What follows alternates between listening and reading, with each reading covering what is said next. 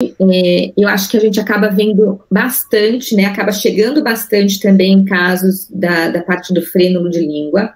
Acredito que sempre teve, não é que está tendo mais hoje, mas eu acho que a visão dos profissionais está um pouco diferente, então eles começam a avaliar de uma maneira mais adequada, ou quando eles não sabem fazer a avaliação de uma forma tão precisa, eles sabem encaminhar para o profissional que vai poder fazer essa avaliação de uma forma mais correta, mais efetiva aí. E o que acontece nesses casos é que a língua, que é super importante na parte da amamentação, né, porque eu costumo explicar para as mães que, assim, o bebê quando vai mamar, tem algumas coisas que tem que estar encaixadas aí. Então, se for pensar na parte oral desse bebê, ele vai ter que ter um suporte muscular adequado, né, desse rostinho, da boca, da bochecha, e, além disso, tem a movimentação que tem que estar correta, né? Então, quando ele vai mamar, essa língua, ela vai ter que abraçar o mamilo da mãe, e aí, abraçando, ele vai conseguir fazer aquele vácuo que precisa para extrair o leite, né?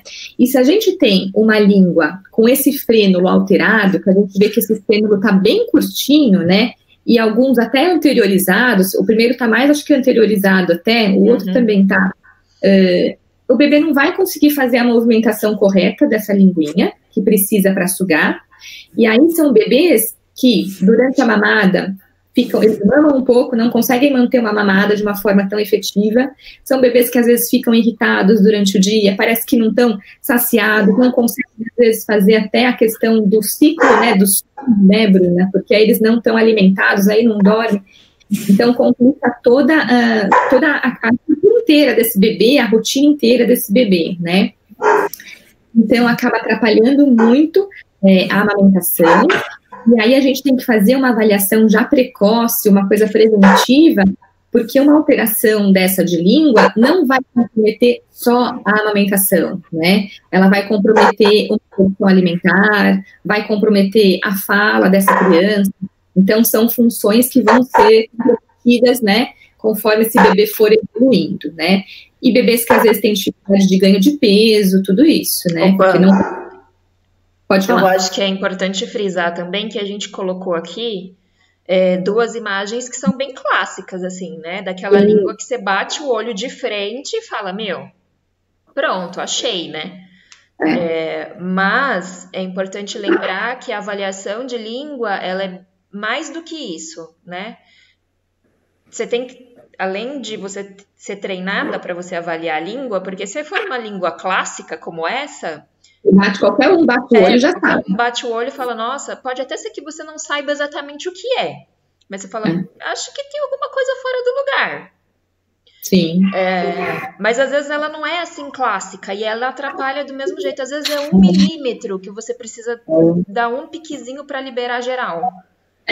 E a gente tem alguns frênulos, né, que não são tão anteriorizados, e às vezes a gente não percebe. Sim. Então eles ficam mais na parte médio posterior ali de língua, mas às vezes é um frênulo bem espesso que não favorece essa movimentação de língua, né?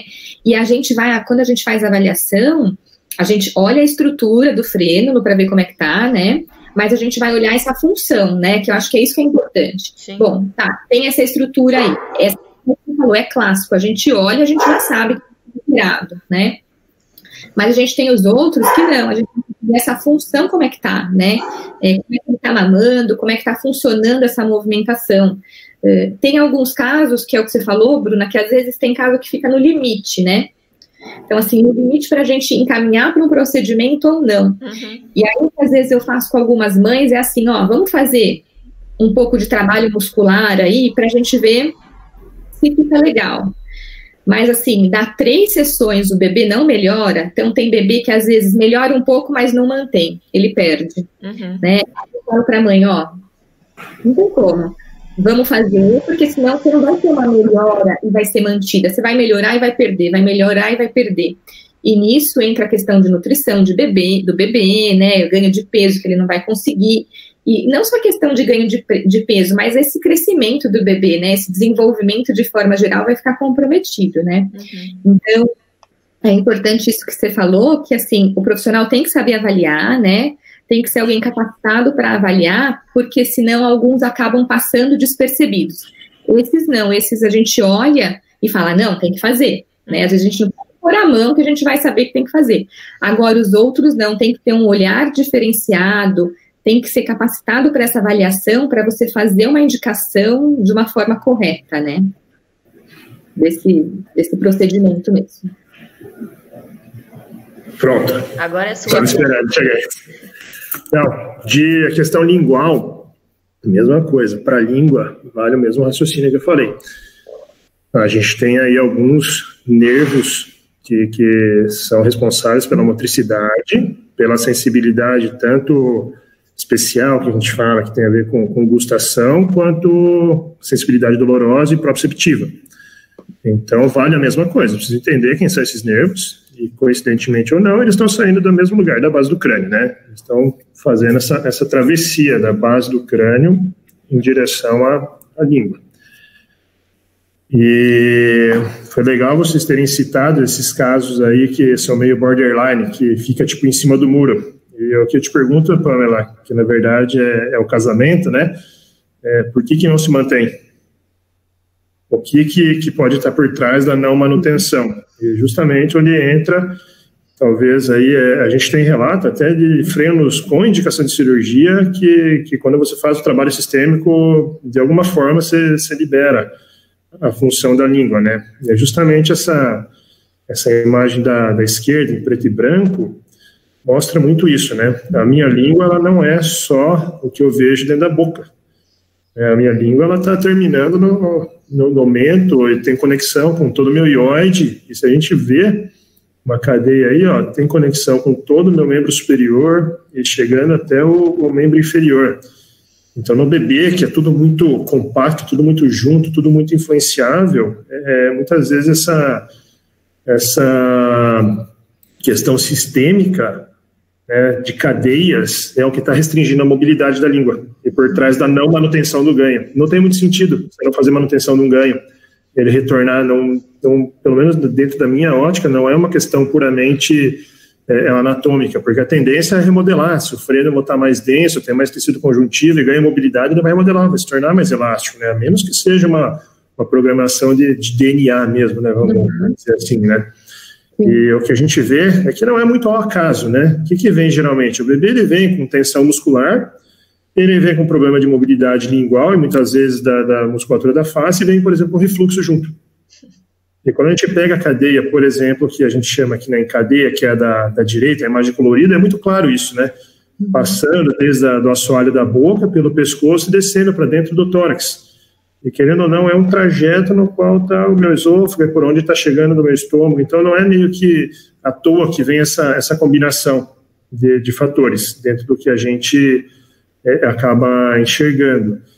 E esses casos borderline é muito interessante. Eu falo que assim, a osteopatia ela tem uma coisa que, em geral, produto para o bebê, enquanto não tem aquela coisa médica, tipo, é isso, muito clássico, quando está na função, é muito grande a chance de ter uma coisa, um tratamento muito efetivo.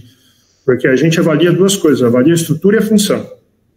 Ou seja, eu tenho que avaliar a anatomia desse bebê e a fisiologia, de como está funcionando, essa correlação, e justamente eu preciso entender o que comanda isso, né? A gente estava conversando de coisas assim muito amplas, às vezes não tem uma alteração de função por questão nutricional, que a gente comentou, vai ter mais para frente sobre alergia.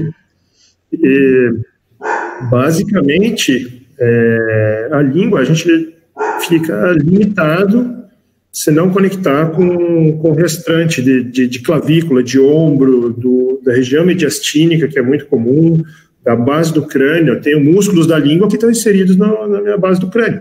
Sim. Eu tenho essa cadeia que a gente fala aí de esse tendão no centro do corpo, ele termina na base do meu crânio também. Então é uma coisa que vira um ciclo vicioso. E muitas vezes, assim, eu vejo que a não manutenção talvez esteja por trás de uma cadeia que está programando a disfunção da língua. A língua ela é secundária, ela desenvolve um problema por estar sendo perturbada por outra região do nosso corpo. E aí vai ficando esse ciclo que a gente tanto conversa, né? Então, só para dar uma visão, assim, eu tive uma experiência em casa, né, muito louca, assim, não necessariamente com a amamentação do Filipe, que também foi um grande desafio, mas ele tinha uma rotação interna de uma perna quando ele começou a andar, que não saía de jeito nenhum. Eu mexia, falava, cara, não saía de jeito nenhum. E ele tinha uma mega tensão no osso da testa, no frontal.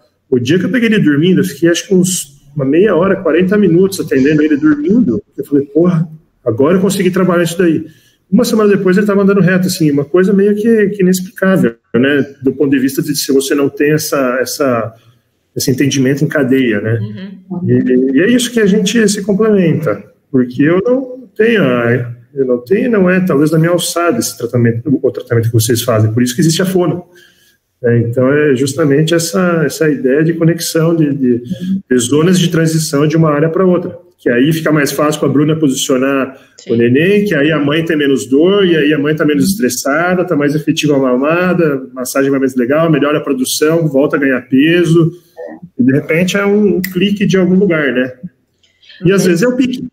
Né? Às vezes é um clique e às vezes é o pique. Sim, mas é legal essa troca que a gente tem, porque normalmente a criança, né, dependendo da logística, mas eu atendo, encaminho para vocês, por exemplo, com a minha visão, né? Olha, a criança tá mordendo, ou olha, a criança tá tensa assim, assim, e o mamilo tá ferido assim, assado, e o posicionamento assim, assim, assado. Então, vocês já recebem meio que uma visão, né? Sim. Da história. E aí você movimenta, movimenta. Bruna, fiz isso, e me devolve. E aí eu avalio novamente. Falo, nossa, melhorou muito assim, assim, mas agora tem isso. E a criança volta. E a gente vai brincando desse ping-pong, né? E uma coisa que eu acho legal, assim, por isso que eu acho que esses casos que ficam no limite, a gente não manda direto para uma cirurgia, né? A gente vai fazendo um trabalho aí dessa parte muscular, ver o que pode estar acontecendo. E se a pessoa não tem essa visão, às vezes vai falar, não, já vai fazer a cirurgia, né?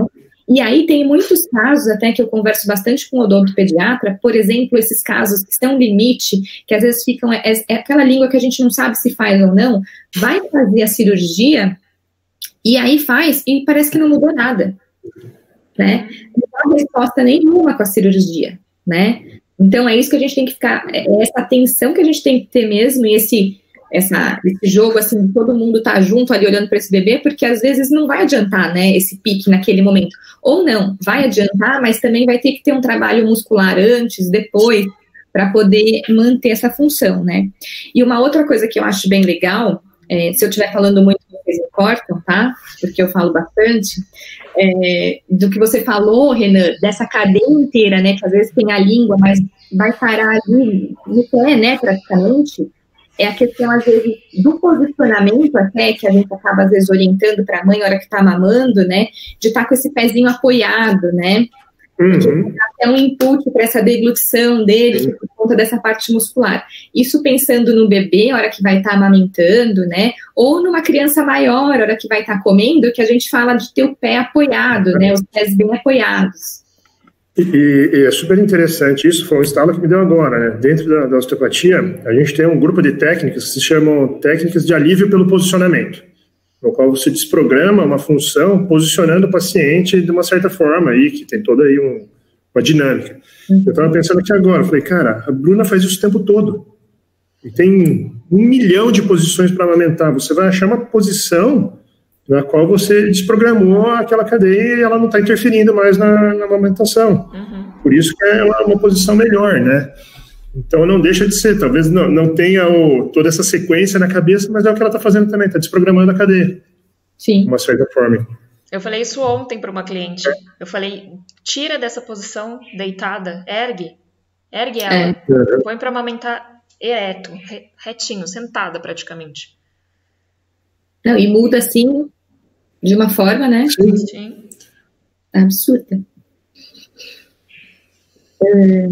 Aí, além disso, o que a gente tem que pensar também, né? Que tem outras alterações que podem comprometer, né? E dificultar essa amamentação, né? E aí, por isso que toda a equipe vai estar envolvida aí para poder auxiliar.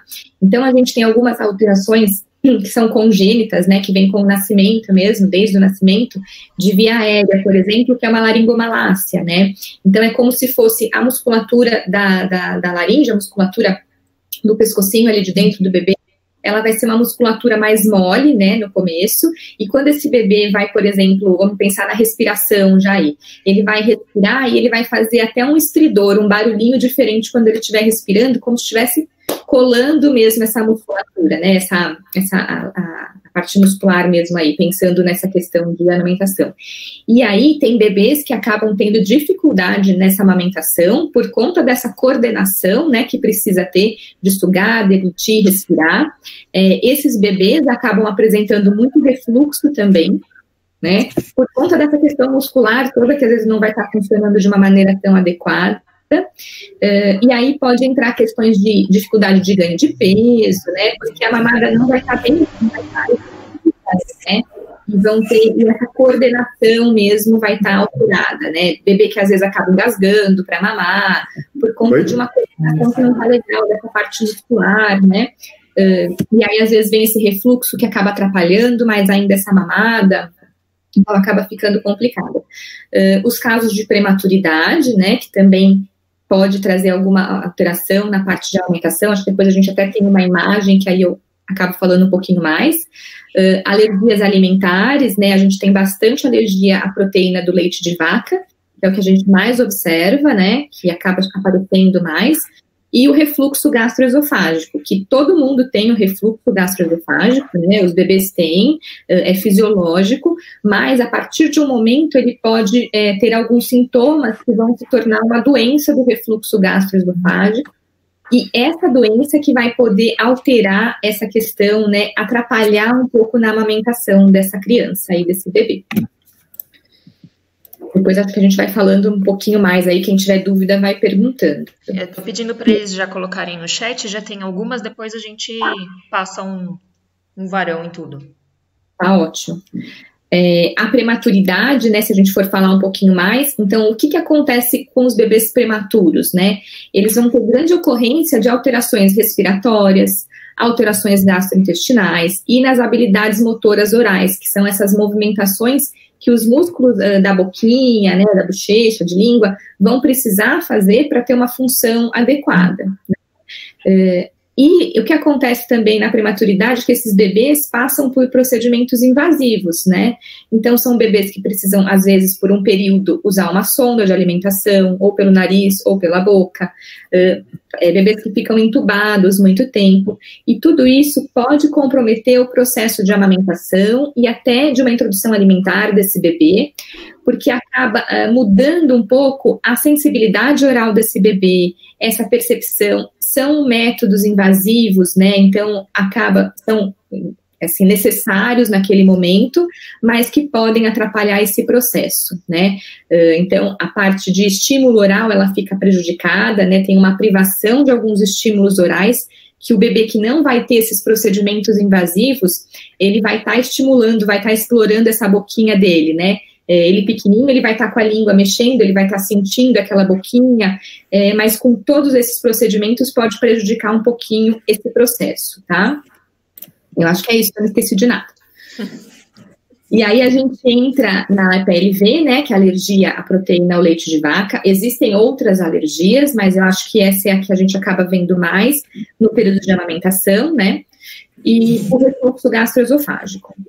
Então, tem bebês que têm o refluxo gastroesofágico que vão refluir, né, vão regurgitar e vão estar sorrindo, assim, que nem esse bebê, né? Então, tá tudo ok. Voltou o leite, não tem problema. É o regurgitador feliz que a gente chama. Ele vai ter uma alteração na função, né, nessa parte sensorial. E na parte de funcionamento dele geral, né? Agora, tem outros bebês que começam a apresentar alguns sintomas, que aí vão entrar nessa questão da doença do refluxo, né? Então, são bebês que vão estar mais irritados, né? Não vão conseguir dormir, a amamentação não é efetiva, não consegue mamar. Tem bebês que nauseiam muito, então, a hora que vai tentar pegar o peito da mãe, ele está nauseando, e aí não consegue mamar, né? Porque se ele não consegue nem ficar com aquele peito ali, imagine que tem que sugar, manter aquele peito.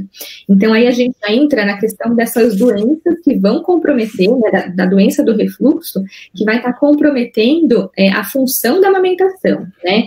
E o que a gente vê muito, que geralmente esse refluxo, ele está associado com uma alergia da proteína do leite da vaca. A maioria das vezes, a gente tem que buscar o que está acontecendo nesse refluxo aí. Então, tem vários casos que vêm com essa alergia e tem uns que não, mas a gente vê essa relação bem grande, né? Então, a gente precisa ficar bem atento a isso também. A fono, no trabalho, ela não consegue trabalhar sozinha, né? Tem a osteopatia que vai ajudar, né? Que nem o Renan já colocou algumas coisas. Tem alguns casos que precisa da dieta da mãe, né? Quando tem alergia à proteína do leite. Eles estão agora fazendo primeiro dieta para depois entrar com medicamento para refluxo mesmo, né? Eles estão sendo mais criteriosos em algumas questões, a parte médica. E a fono vai entrar para trabalhar a questão oral desse bebê, aí a sensibilidade vai estar muito alterada, porque o refluxo ou uma alergia, ela deixa como se fosse um rastro nessa boquinha do bebê, e o bebê não consegue mamar. Então a sensibilidade fica inadequada, fica uma hipersensibilidade na maioria dos casos, então tocou alguma coisa, esse bebê não suporta.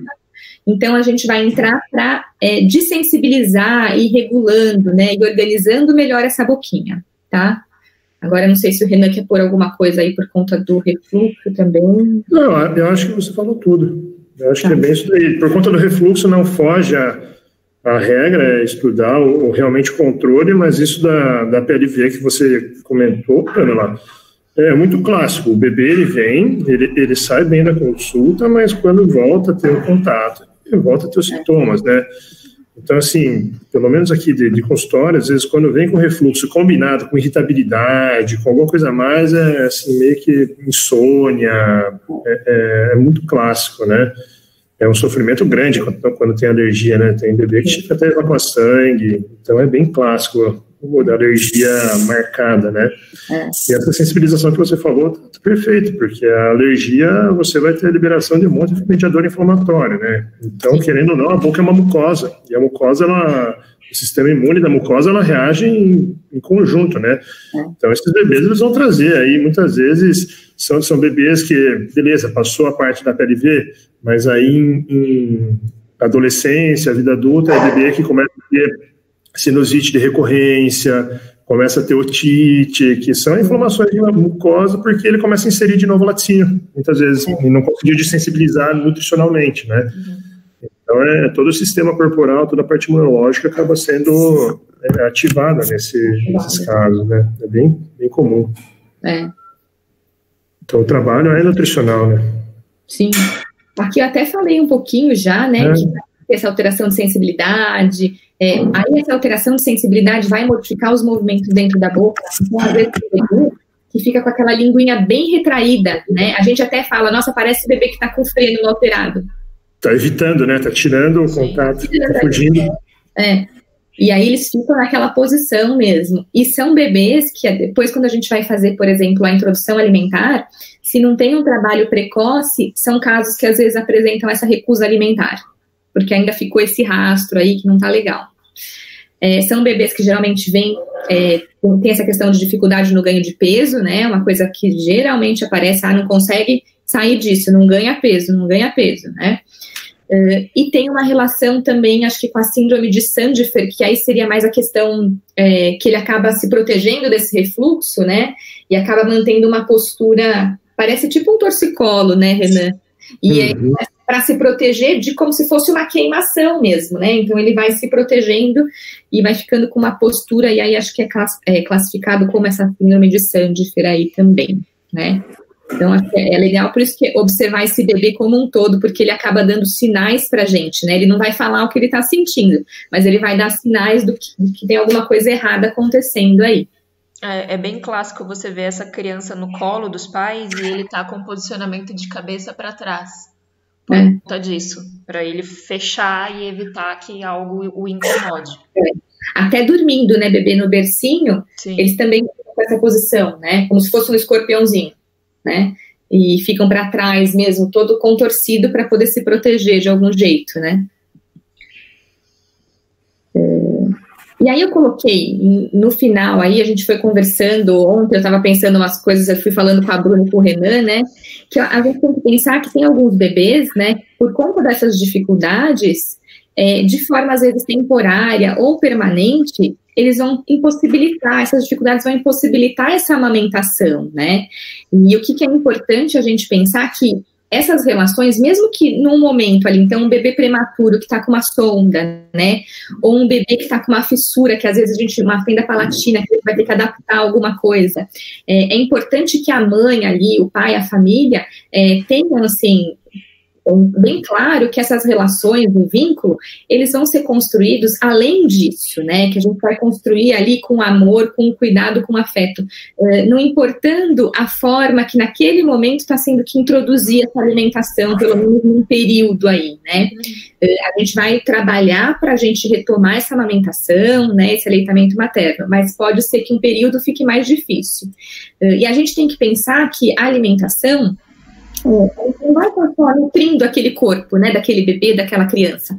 Não é só nutrientes que a gente está colocando, mas toda vez que a gente alimenta, né, o bebê, a gente vai estar amamentando, né, ou a criança maior que a gente vai estar dando a comida, a gente está alimentando uma alma, não só com nutrientes, mas com sentimentos que a gente está colocando nele, né, a gente está construindo uma pessoa ali, né, então eu acho que é importante também toda essa relação, como que é criado isso, né, então são coisas que se completam, então a gente vai estar colocando não só a questão de ganho de peso, ele precisa ganhar peso, ele precisa engordar, mas não, como é que você está ali com aquele cuidado, né, aquele acolhimento com aquele bebê, né, e aí eu acho que entra até a questão do acolhimento dessa mãe ali, que às vezes a gente precisa dar, né, para ela estar bem, para poder passar para aquele bebê ali que tá tudo bem, você tá com uma dificuldade agora, mas a gente vai resolver, vai ficar tudo bem, né?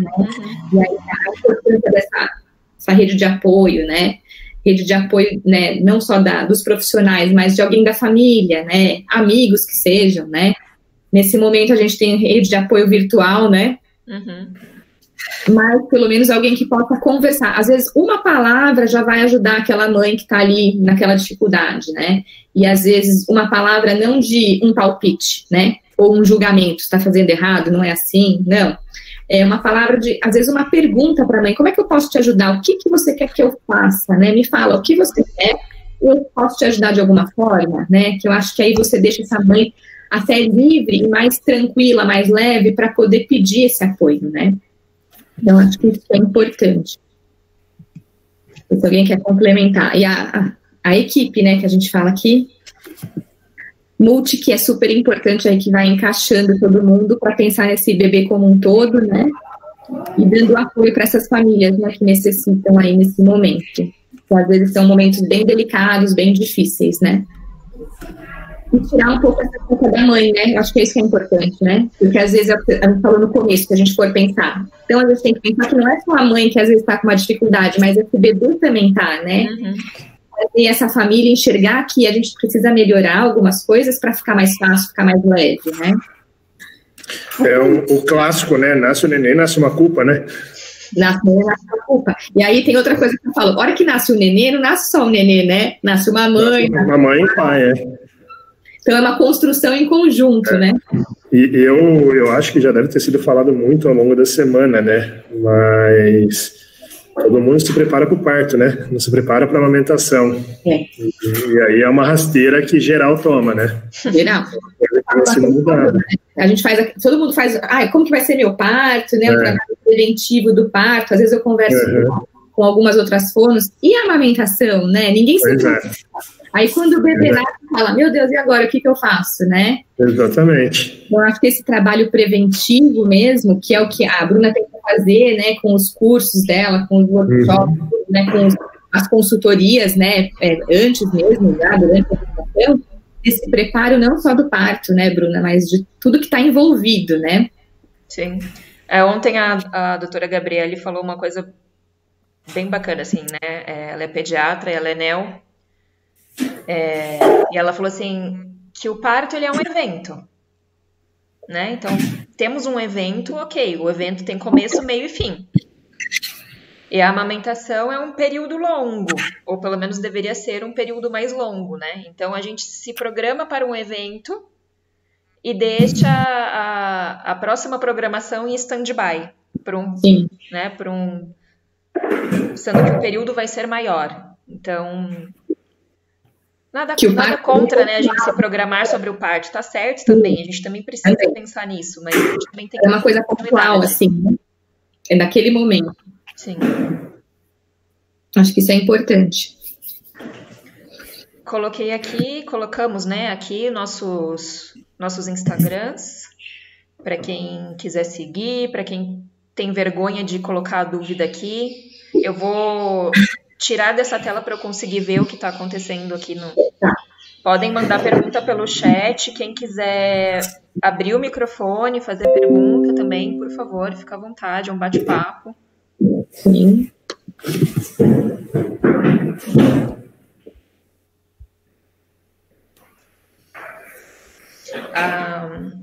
A Camila tinha colocado uma dúvida em relação à língua, né? Ela falou que então a língua presa impossibilita a amamentação e é necessário fazer cirurgia.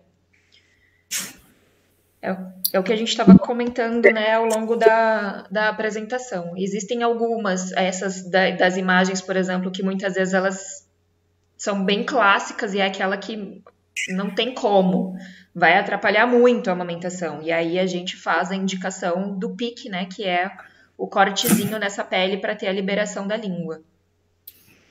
E vai ser muito de caso a caso, né, assim, então a gente precisa dessa avaliação mesmo para ver. Tem bebê que vai precisar, tem bebê que não, né? E aí vai ter uma coisa que vai impossibilitar no período que vai estar alterado, não é que vai impossibilitar, mas vai ficar mais difícil, né?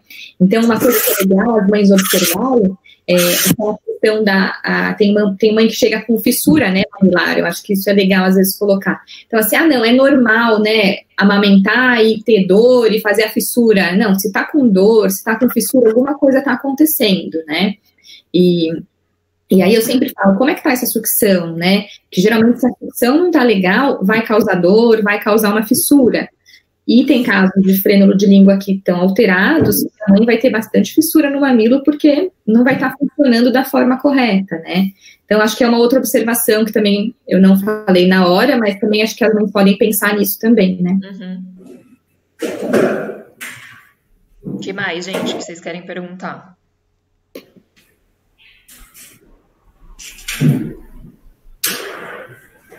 Eles foram tão ótimos. Ninguém tem pergunta? Foram tão ótimos que falaram tudo. Claro. Daniel está parabenizando, muita informação de qualidade, muito válido trazer a visão de cada área sobre o cuidado do bebê e com a família. Obrigada. Nós que agradecemos. Eu acho que é sempre um prazer, né? Pelo menos para a gente passar essa informação, né, para as pessoas. Facilita tanto, né, o nosso trabalho. A gente nem gosta de falar sobre isso, né? A gente fala pouco, tem que cortar às vezes.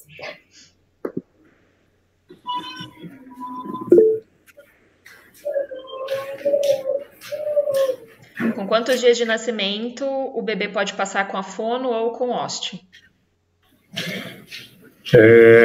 De osteopatia, é melhor perguntar com quantas horas, né? Aqui no Brasil a gente não tem ainda muito esse hábito, mas é bastante comum na Europa já. Tem bastante hospital. Eu falo muito da França, né? Tem bastante, assim, alguns hospitais da França que dentro da equipe já de hospitalar você já tem o osteopata pediátrico, né? Então você já faz um check aí no primeiro dia. Eles usam horas após o nascimento lá, mas aí vai um pouco contra o que a gente, pelo menos o que a minha crença diz a respeito da toda a humanização do processo, né? Mas geralmente vem isso. Quando começou a ficar difícil para a amamentação, eles vêm mais cedo, com uma semana, 10 dias, 15 dias, que é o tempo de ter passado no médico, ver que realmente não tem nada aí que impeça. Geralmente aí entre o que tem vindo de 10 dias a 15 dias já começa a vir bastante para a amamentação e às vezes um pouco mais para frente. Mas não tem muita restrição, não. de fono, eu acho que quanto mais precoce vier, porque eu acho que a gente tem que pensar também nesse trabalho preventivo, né, de você já perceber algumas coisas, que nem você falou, às vezes já dentro do hospital tem algumas equipes de fono, né, que podem estar avaliando essa questão da amamentação, essa sucção do bebê, já vão fazer avaliação, às vezes, também da questão da linguinha, né, então eu acho que a gente tem que pensar nessa questão preventiva mesmo, às vezes uma avaliação que o bebê não vai ter nenhuma alteração, mas essa mãe vai seguir tranquila, sabendo que está tudo ok, né, então eu acho que mesmo os bebês que não têm dificuldade poderiam ser avaliados para a gente prevenir algumas questões aí, né. Então, quanto antes, acho que melhor mesmo. E uma coisa que eu acho que também tem que ser feita é um trabalho já preventivo, que nem a gente falou já na gestação, de falar para as famílias, para as mães, né, que assim, o que pode aparecer de dificuldade, porque essa família, a hora que esse bebê nascer, a hora que essa mãe for pôr para amamentar, vai ficar mais alerta mesmo do que, isso daqui pode ser tal coisa, eu tenho que procurar tal pessoa, né. Então, se tiver essa orientação já de algumas dificuldades que podem aparecer, já facilita muito no momento que essa criança nasce, né, que já são tantas coisas novas, né, e sabendo um pouquinho já vai ajudar um pouco essa família, né. Acho que é isso. Ô, Tâmara, só respondendo você, depois a gente volta, Camila, na sua pergunta. Quando a gente estava organizando, né, essa apresentação, eu estava em contato com uma gestante e eu falei para ela, olha, guarda um pouquinho de dinheiro, porque a gente não sabe quem é essa criança que vai chegar. Então, pode ser que você precise de fono, pode ser que você precise de odontopediatra, pode ser que você precise de osteopata. Então, guarde um dinheiro para você passar com o Renan, porque eu estava conversando com uma cliente, mas que conhece todos esses profissionais, né? E ela falou assim, não, então eu vou já marcar com o Renan. E eu, não precisa, espera o problema acontecer. E aí depois me deu um estalo, falei, ô Renan, deixa eu te perguntar uma coisa. Aí o anjinho do juízo falou. Que daí eu falei assim, pô, se eu falo tanto, né, que a gente tem que trabalhar de uma maneira preventiva, por que eu falei pra ela que pro Renan só tem que ser quando aparecer o problema, né? Aí eu fui, né, meio que sem graça, sem falar com ele, e já tomei um presta atenção. Eu vou compartilhar assim, o que eu acredito, tá, Tâmara, né? Tâmara. Eu acredito muito na natureza. Aí já vou responder, talvez do ponto de vista meu, a questão da Camila. Eu acredito muito na natureza e na adaptação, principalmente no bebê. É muito difícil você estudar um método preventivo. Tem que fazer um estudo aí de longo prazo, principalmente com bebês. Então, assim, compartilhar um pouco de crença, né? Então, se pegar o neném que nasce que me veio a cabeça aqui, com plagicefalia. Sabe que plagicefalia tem uma tendência aí de desenvolver problemas de otite, por exemplo, problemas de oclusão. Então, sim, seria preventivo. Se a gente consegue melhorar a plagicefalia, ele se torna preventivo, né? O que eu faço bastante é assim, tendo a gestante, geralmente vem o bebê depois. Avalia. E se vem, chama atenção, como a gente não tem esse controle prospectivo, eu recomendo que, pelo menos como eu fiz com meu filho, né? Eu recomendo que atenda assim, mas a gente não tem um dado prospectivo, falar assim, os bebês que fizeram osteopatia depois de 10 anos estão assim, assado. É muito difícil você controlar isso, né? Então, essa é a minha visão. E já engatando no que a Camila perguntou aqui, né, de prejudicar a alimentação quando for maior, eu posso falar um pouco da biomecânica da alimentação, né? Não entendo da parte nutricional, entendo pouco para opinar, e nem é minha área, mas eu acredito que possa ter algum prejuízo. Talvez sim, talvez não. Mas a parte de alimentar é uma coisa tão relacionada à sobrevivência que o corpo ele vai criar uma adaptação. O preço, pelo menos pensando em mecânica de alimentação e digestão, o preço vem em outro sistema, Camila. Geralmente pode ser uma pessoa que desenvolva dor no pescoço, que desenvolva dor torácica, porque deglutir, respirar, que mais? Enfim, a parte cardíaca, tudo isso o corpo ele vai desenvolver em função disso, que é o que te mantém vivo, é o que te mantém sobrevivendo. Então pode ser que lá na frente Por exemplo, um paciente que venha com uma deglutição atípica, a Pamela pode falar até mais do que eu sobre isso. É muito comum que esse cara venha com dor de cabeça, com dor no pescoço, com problemas aí em outros sistemas que se adaptam para acontecer esse ato. Então, biomecanicamente pensando, pode ser que sim, mas mais uma vez a gente não tem esse controle. Então, é no máximo uma relação de associação, não é uma sentença, né? O que eu acho da alimentação, a única coisa para complementar, por exemplo, se a gente for pensar nesses bebês que têm dificuldade inicialmente, né? Então, um bebê que tem um refluxo, um bebê que tem qualquer coisa de alteração nesse bebê, uma prematuridade, aí a gente vê que às vezes mais para frente, o que eu digo, por exemplo, a criança um pouquinho maior, então a criança na introdução alimentar, uma criança com 3, 4 anos, ela pode apresentar algumas questões de dificuldade, mas por conta desse histórico inicial que ele tem, né? Que nem o Renan falou, tem algumas questões que são de sobrevivência. Se a gente for pensar, a primeira que a gente tem é a respiração, né? Que a gente precisa respirar mesmo. E então eu acho que a gente tem que pensar só nesses bebês que têm dificuldade ali, ou algum histórico que pode levar a alguma dificuldade na questão do desenvolvimento do processo alimentar, não a criança já bem mais velha ali, um adulto, mas nesse processo de alimentação, que aí são os casos que às vezes vem com uma seletividade alimentar, uma recusa alimentar, por conta de alguma coisa que ele já passou ali inicialmente, pensando nisso daí, né? Então, esses casos que têm dificuldade, às vezes tem muita mãe que fala assim, já deixei o dia inteiro a criança comer. Se ela tem alguma alteração mesmo, ela não come às vezes, porque é um desconforto muito grande para ela, né? Então, uma questão da parte de sensibilidade oral, às vezes tem uma criança que ainda tem um refluxo, então ela não vai comer porque tem alguma coisa que não está confortável para ela, que não está legal. Mas aí, pensando nesses casos, já a gente sabe que tem algum histórico, que já tem alguma coisa mesmo, né? Ou que já tiveram no passado alguma questão aí. Que é justamente o que ela está falando, né? Que aconteceu com o sobrinho dela. Tâmara, eu tenho certeza que o Renan está super aberto. Pode mandar mensagem para ele que ele te responde. Ela perguntou se pode te escrever. Claro. Que mais, gente?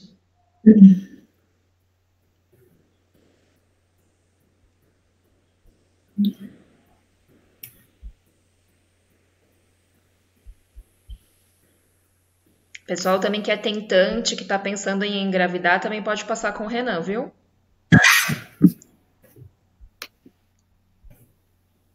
Que eu sei que tem umas por aí.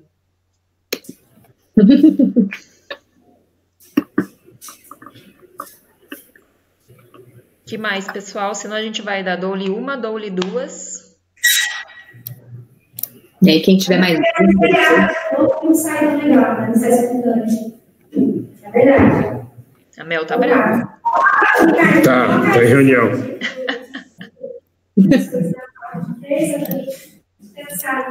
Só, gente, se vocês tiverem mais dúvidas, lembrarem depois, quiserem mandar no Instagram do Renan ou da Pamela, eles vão responder vocês.